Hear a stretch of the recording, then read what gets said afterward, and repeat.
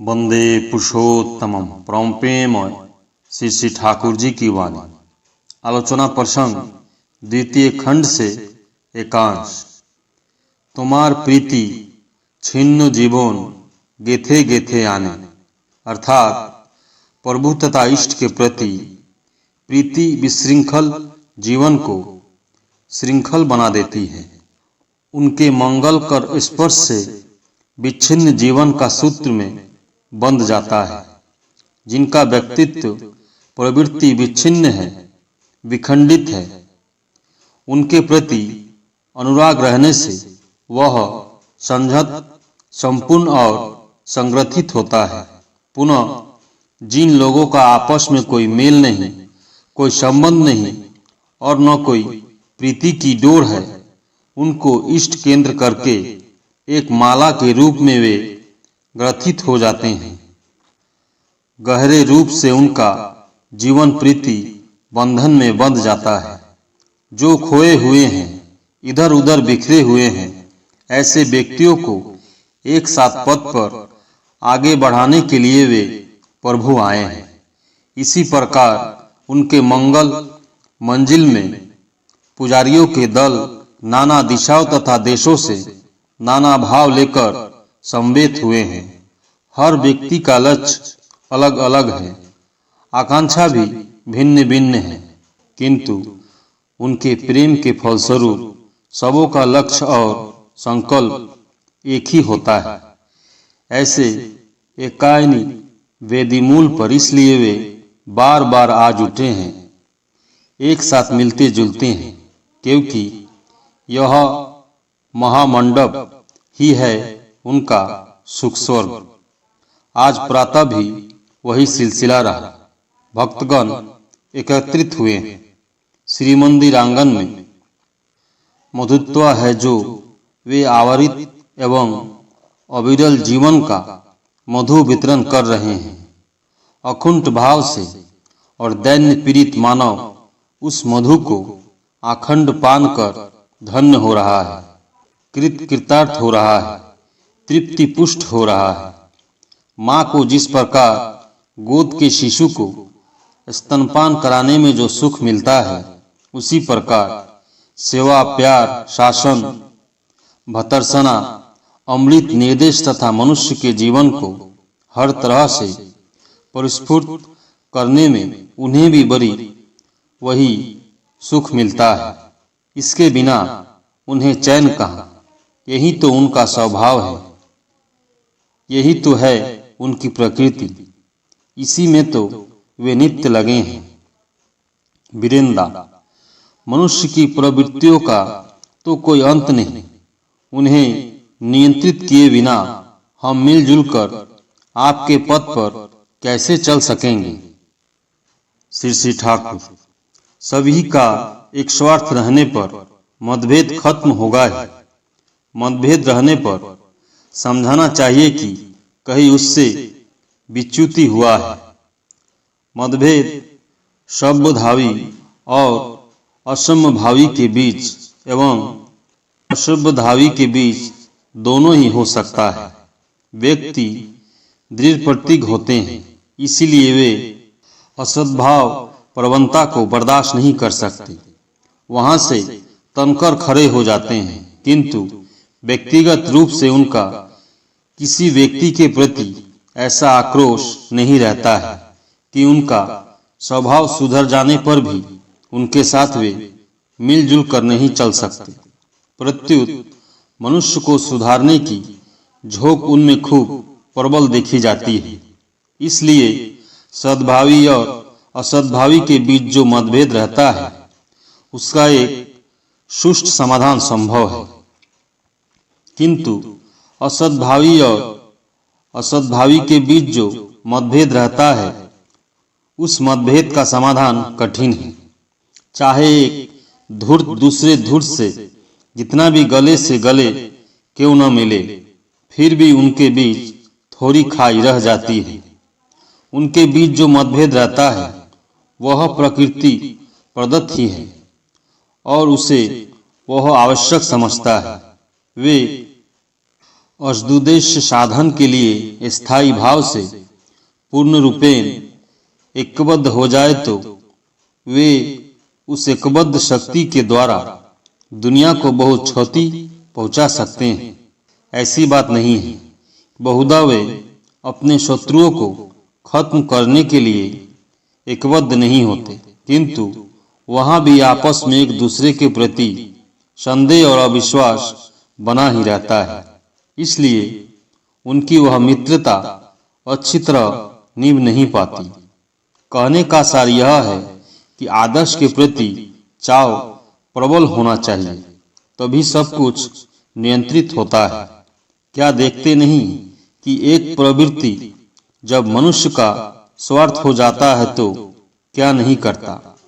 कानी बेष्टमी एक तरह के सन्यासी एवं सन्यासिनी की कथा कितनी तरह से लोग कहते हैं। उसके लिए सब कुछ उपेक्षा कर उसे सती सावित्री के आसन पर बैठाना चाहते हैं। यदि एक बार दिल काबू में आ जाए, यदि इष्ट का चेहरा दिन रात आंखों के सामने नाचता रहे, यदि वे ही सबसे श्रेष्ठ प्रतीत हो तो आपसे आप विशृंखलाएं नियंत्रित हो जाती है। नियंत्रण करने के बाद क्या वह अंतराशी होता है? ऐसा कभी नहीं होता है, और इसके अलावा नियंत्रण का दूसरा पद भी नहीं है। प्रफुल्लदा, मानव जगत के अलावा और किसी चीज के विषय में जो हमारी धारणा है वह तो मनुष्योचित है। इन सबों की वास्तविकता का क्या प्रमाण है? श्री ठाकुर, हम जब मनुष्य है तो मनुष्य के स्तर में सोचने एवं चलने के सिवा दूसरा कोई रास्ता नहीं है। इसी सीमा में हम आबद्ध हैं। फिर भी अपने ज्ञान एवं अनुभव की यथार्थता को उसी स्तर के माध्यम से समझेंगे कि हमने उस रूप में कितना स्तव या आधिपत्य विस्तार किया। यदि किसी विषय में हम मनगढ़ंत धारणा लेकर चले तो वास्तविक प्रयोग एवं उपयोगिता की जगह पर वह सफलीभूत नहीं होगा, बल्कि विपरीत ही हो जाएगा।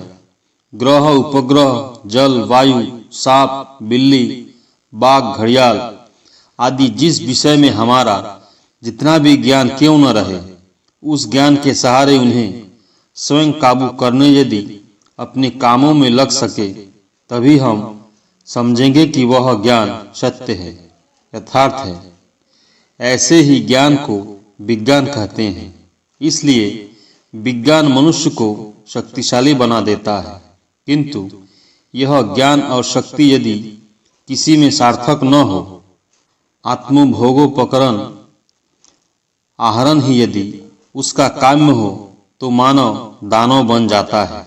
इसलिए धर्म की आवश्यकता है। आदर्शानुग न होने पर ज्ञान, विज्ञान, शक्ति किसी की कोई कीमत नहीं। पुनः आदर्श धर्म का अनुसरण है, किंतु ज्ञान, विज्ञान, शक्ति का विकास नहीं है। यह भी एक विचित्र बात है। धर्मानुग, आदर्शानुग ज्ञान, विज्ञान और शक्ति के पथ पर अग्रसर होना ही है हमारा अमृत अभियान। प्रश्न, देवलोक क्या है? देवलोक नाम की कोई चीज भी है क्या? श्री ठाकुर, देवता का अर्थ है जो दीप्ति पाते हैं। देवलोक मनुष्य के जीवन का एक खास स्तर है। जब मनुष्य संपूर्ण वैशिष्ट लेकर अपने पारिपार्श्विक के परिपूरण के द्वारा उनमें से प्रत्येक का श्रद्धा एवं अंतराश का पात्र बन जाता है, स्वतः स्फूर्त चारित्रिक अभिव्यक्ति एवं अनुरंजना के मानव की इष्टानुग सेवा में उनका जीवन जब दीप्ति पाते हुए अग्रसर होता है, तभी वह देवलोक में बसवास करता है। वैसा सक्रिय वैशिष्ट समूह ही उसका स्तर होता है। एक जमाने में भारत को दुनिया के लोग देवभूमि कहा करते थे। उसका अर्थ है कि भारतवर्ष में जो लोग रहते थे उनमें अधिकांश लोगों का चरित्र ही देवता की तरह था।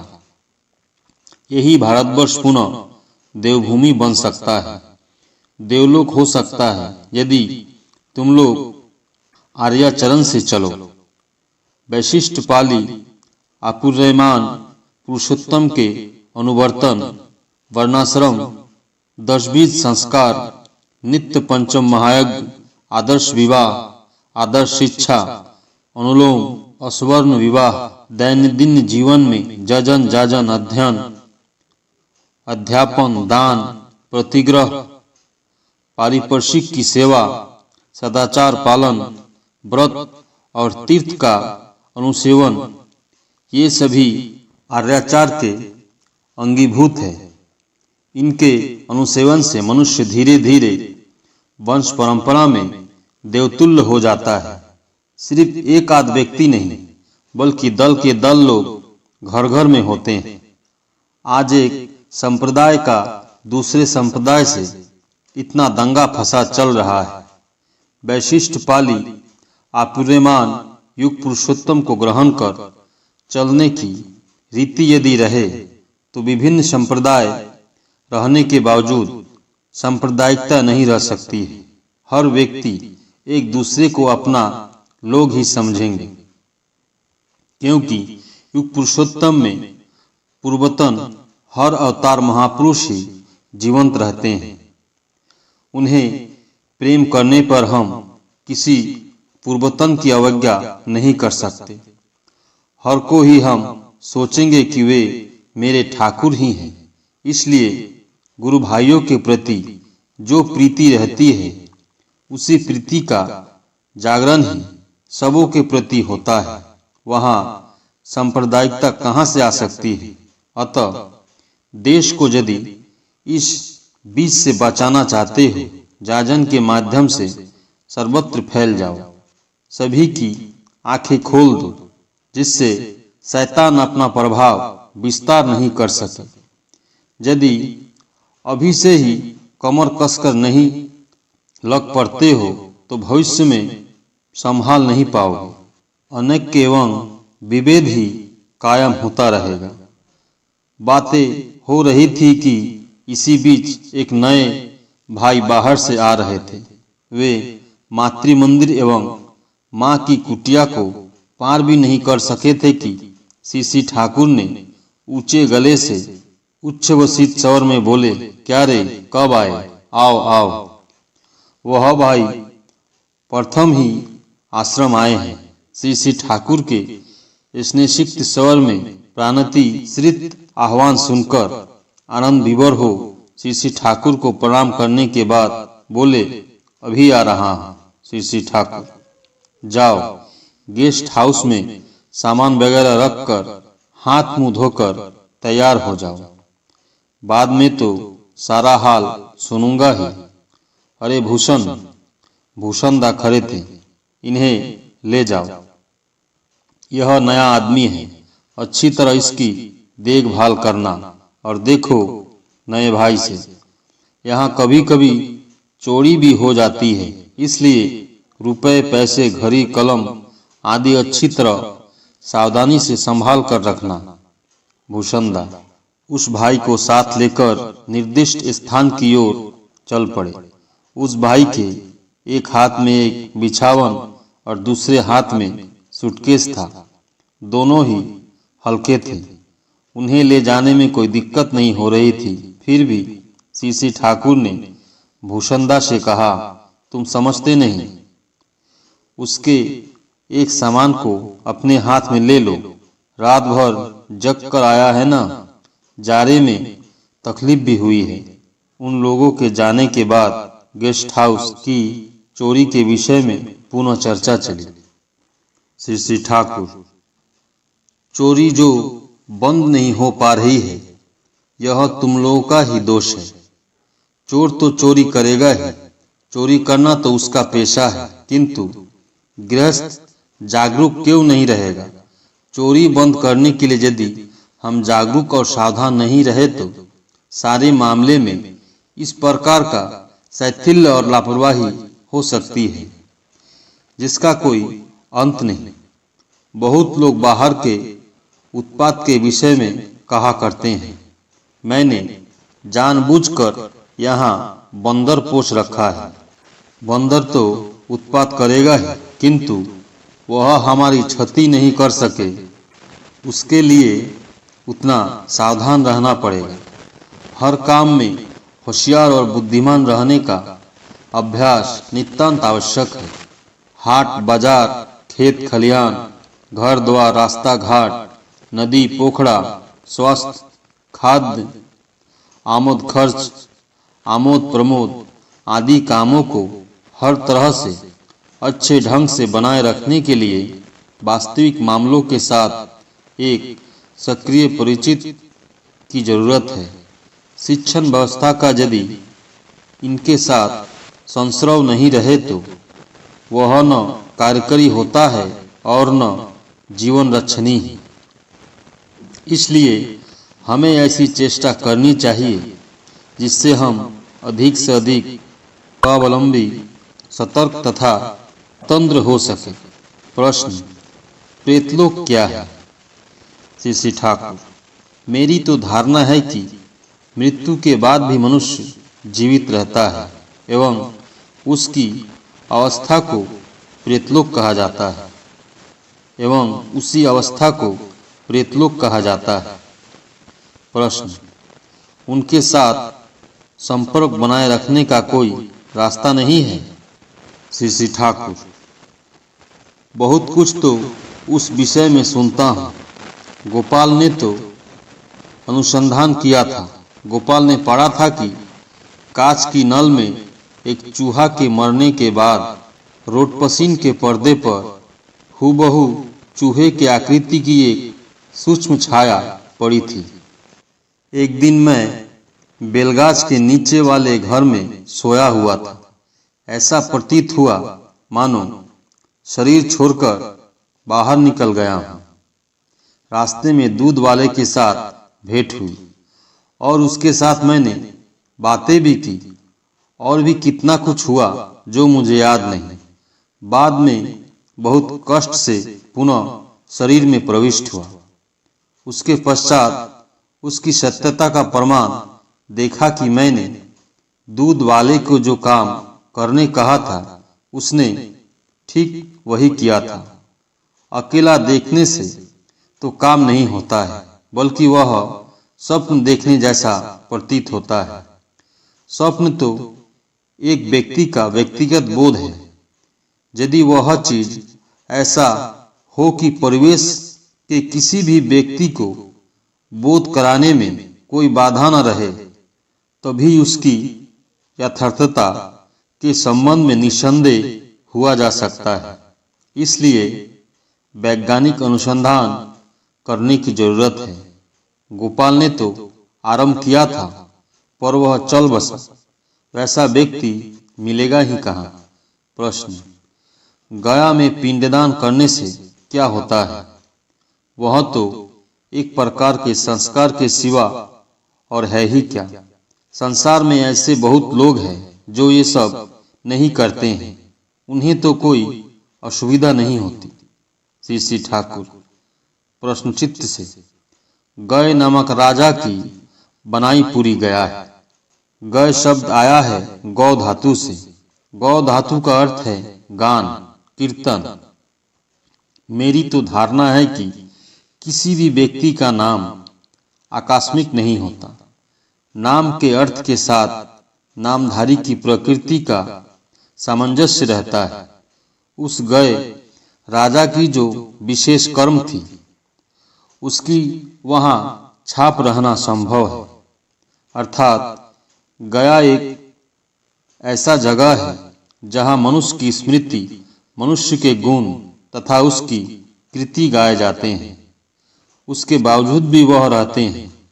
सर्वबंधन निमोचन विष्णु पद गदाधर का पादपद, वहाँ का यही महत्व है।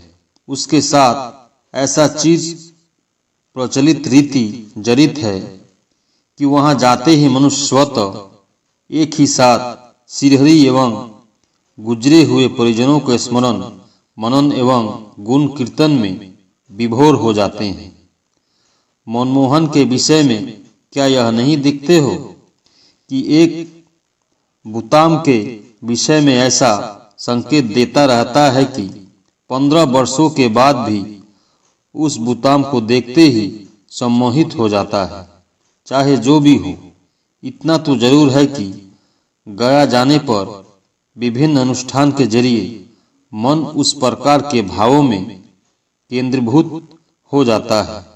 इसके अलावा गया में पिंडदान हिंदुओं के यहाँ ऐसा ही एक गुरुत्वपूर्ण विषय है कि किसी के गया जाने से उसके सगे संबंधी स्थानीय मित्रगण भी उस उपलक्ष्य में विगत आत्मा की चिंता में लग जाते हैं, जिसके साथ पतित पावन विष्णु का महत्व चिंतन भी मिश्रित रहता है। विगत आत्मा के जो प्रियजन हैं, उन सभी स्त्री पुरुषों में यदि ऐसा भाव रहे तो उसके पिंड धारण अर्थात उस विदेही सत्ता के विश्लिष्ट पिंडिका के संहत होने, देह धारण करने, अतिवाहित देह के जैवी शरीर में रूप परिग्रह करने में सुविधा होती ही है। वह विष्णुपादपन है, वह विष्णुपादपद है। सार्थक, विवर्तनी और केंद्रायी सूत्र। विगत आत्मा की स्मृति के साथ वह विष्णु चिंता जागरूक रहने से वह जीवात्मा अपने भले बुरे सब कुछ के साथ एक सुकेंद्रिक उद्वर्तनी सुर लेकर आने का सुयोग प्राप्त करती है। इस विषय में मेरी तो यही धारणा है। इसलिए सपरिवेश भाव समन्वित होकर गया में पिंडदान एक विशेष उपयोगिता है, यह मेरा दृढ़ विश्वास है। इसके अलावा पितृतर्पण हिंदुओं का नित्य कर्म है। इससे पितृपुरुषों की स्मृति हम में सक्रिय भाव से जागृत रहती है एवं उनके प्रति श्रद्धा भी संजीवित हो जाती है। वह जीवन श्रद्धा एवं अभिजात्य बोध हमारे चरित्र को बहुत कुछ उन्नत करता है। अनुष्ठानिक भाव से उन्हें करने की इसलिए आवश्यकता है कि वे अनुष्ठान हमारे अंदर के भाव को पुष्ट करते हैं। आचार अनुष्ठान एवं अभिव्यक्ति यदि बंद कर दिए जाए तो हृदय के भाव भी धीरे धीरे सूख जाते हैं। हमारे देश में ऐसी रीति है कि स्वामी या गुरुजन बाहर से आते हैं और स्त्री बैठी रहती है तो तत्क्षण उठकर उन्हें अभ्यर्थना कर बैठाएगी एवं वे बैठने के लिए आदेश करेंगे तो बैठेगी। श्री ठाकुर बोलते हुए हठात चौकी पर से उठकर खड़े हो गए और बताने लगे कि किस प्रकार अस्त व्यस्त हो उठकर किस भंगिमा में कैसा आग्रह और विनय सहित गुरुजन की अभ्यर्थना करनी चाहिए। यदि ऐसी अभिव्यक्ति नहीं दिखाए और यह कहे कि दिल में श्रद्धा रहनी चाहिए तो दिल की श्रद्धा भी धीरे धीरे खत्म हो जाती है। गया में पिंडदान या पितृतर्पण हमारे यहाँ जिस रूप में है, दूसरे देश या संप्रदाय में इस रूप में नहीं है। तो भी उन लोगों में अपने ढंग से पूर्वजों की स्मृति पूजा है। यदि पितृपुरुषों का स्मृति तर्पण न रहे तो कोई जाति महान नहीं हो सकती है। वही तो मनुष्य को प्रेरणा प्रदान करती है। तुम लोग जो इतिहास पढ़ते हो वह भी तो वही चीज है। राष्ट्रीय इतिहास के प्रति मनुष्य में तब तक वास्तविक श्रद्धा नहीं हो सकती जब तक अपने वंश एवं पितृपुरुषों के इतिहास के प्रति श्रद्धावान न हो जाए एवं अनुष्ठानिक रूप से उनके प्रति वह श्रद्धा न निवेदन करे। परम प्रेममय श्री ठाकुर। सभी गुरु भाई एवं माँ को जय गुरु।